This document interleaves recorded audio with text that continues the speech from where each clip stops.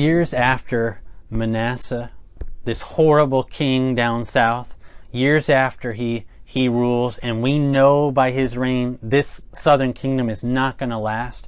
God is going to send even Judah, the line of David, into exile. We get one last glimmer of hope. 2 Kings chapter 22, we're told about an 8-year-old boy. Some of you watching this might be only 8 years old. And we're introduced to an 8-year-old named Josiah. 8 years old when he becomes the king of Judah. After horrible kings before him. Not from a family seemingly that feared the Lord at all. But 2 Kings 22 verse 2, as an 8-year-old boy, he did what was right in the eyes of the Lord. And he walked in all the way of David his father. He did not turn aside to the right or to the left. From the time he was a child, he walked in the ways of David. Not turning to the right or to the left. You remember this? The northern kings were always compared to Jeroboam. The southern kings are compared to David. And so often they come up lacking. But here's a boy king who actually walks in the ways not of his father or his grandfather, but of David. His long past ancestor David, he walks in his ways, not turning to the right or to the left. Then all of a sudden it's the 18th year of Josiah. So what is he, like 26 or so years old? And amazingly, a discovery is made in the temple. I mean, this shows you how bad things have been for a long time down south, because do you know what they find? They're kind of cleaning up the temple, and do you know what they find there? Hilkiah, the high priest, finds something as they're cleaning the temple. He finds something that looks like a book, a scroll, a document, and it turns out to be the law of Moses. It's been lost for who knows how long. And he finds the words of God that have been forgotten, neglected, forgotten, and even lost in the kingdom of Judah. And Hilkiah finds the law, the book of the law, and he takes it to the king Josiah. And Josiah hears the words of God. And everything starts to make sense to him. All the destruction, all of the failures of the kingdom, the judgments that have been happening, the people's hearts turning after other gods, it all starts to make sense to him. They have forgotten and neglected to obey the words of the law. And do you know what Josiah does? He tears his clothes in repentance for the people, in mourning.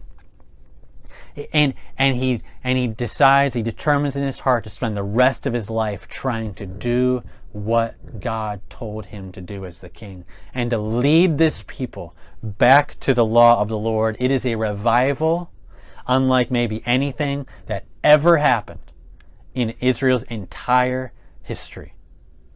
Josiah spends all of his energy trying to uphold the law and bring back the people to do the words of God.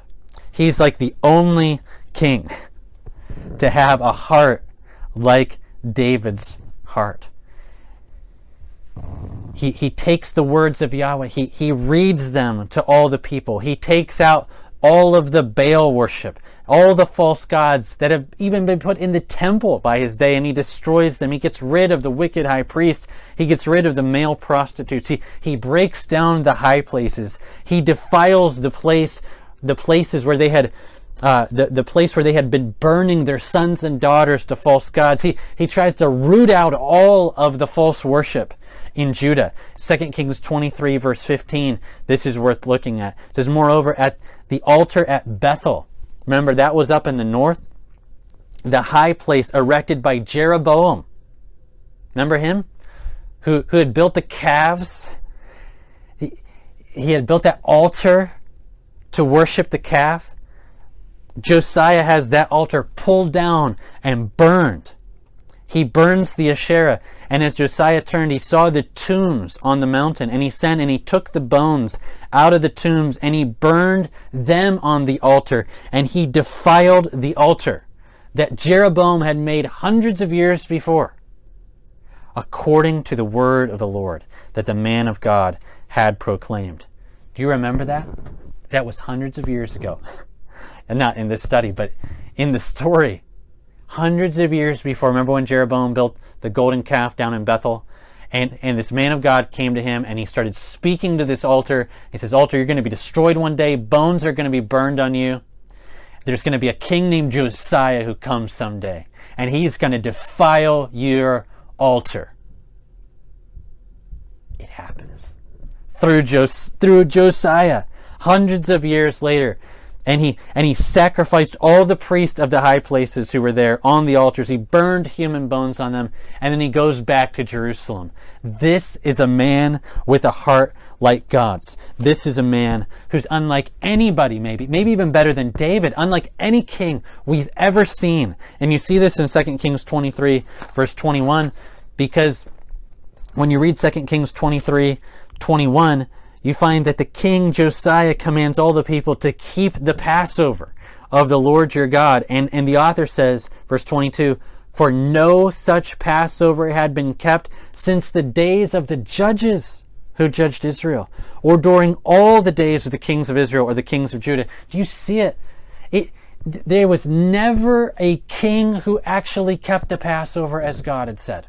Not in the way that they were supposed to. Until Josiah. God has just decreed destruction on Judah, and then we get this glimmer of hope through this young man named Josiah, who is maybe better than any king, even David.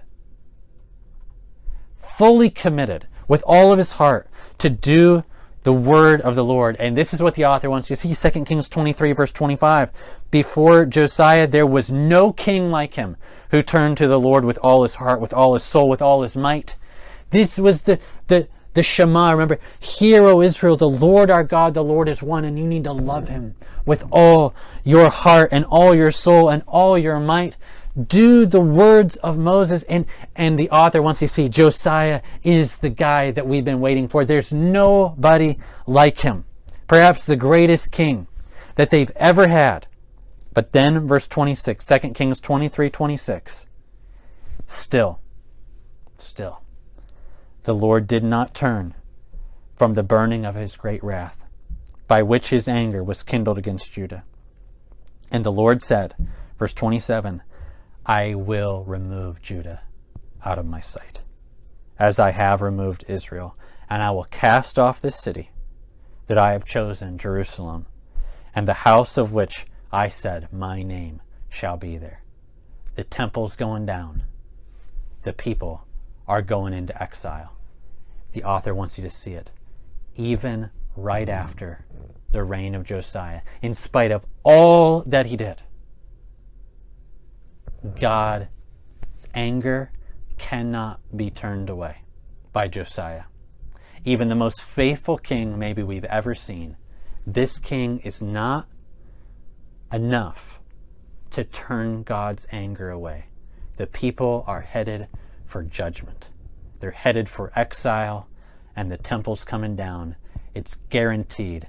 Even if Josiah is king, it's not enough to turn away God from what he has destined or is promised he will do.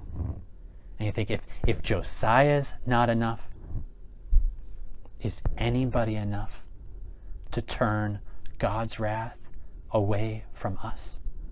Is there anyone out there? If it's not Josiah, who could it be?